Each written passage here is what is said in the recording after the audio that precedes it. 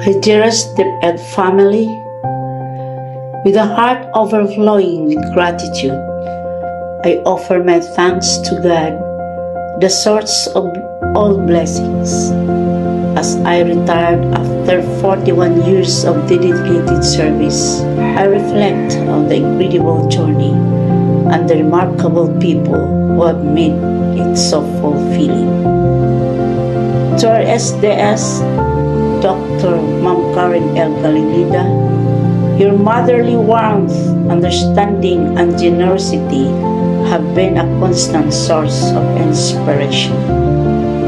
My sincere appreciation extends to our ASDS Dr. Sigundino A. Madhos, CID Chief Dr. Domenico Larong, our SDOD Chief Dr. Julieta Vertudaso, and all PSDSs, especially to our brilliant and very understanding Claver District PSDS Dr. Shana E. Epley, for your exceptional leadership and support.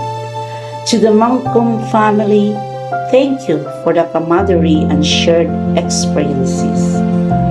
Serving as a school head of Cagdianao National High School for 4.5 years, including the pivotal years of its establishment, and Claver National High School for 37 years has been a profound privilege.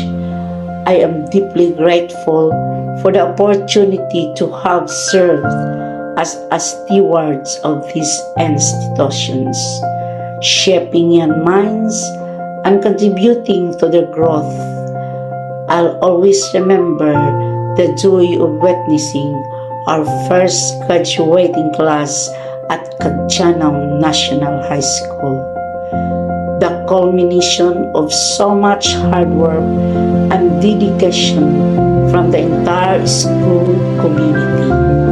Seeing the passion of their eyes as they received their diplomas, knowing the challenges they overcame to achieve academic success, especially in the early years of the school's establishment, was incredibly rewarding.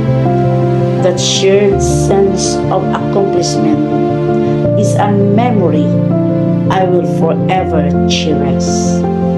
Reaching retirement at 64 years and 3 months feels like a beautiful culmination, a testament to God's grace. I am filled with happiness and thankfulness. God's goodness has been evident throughout my life.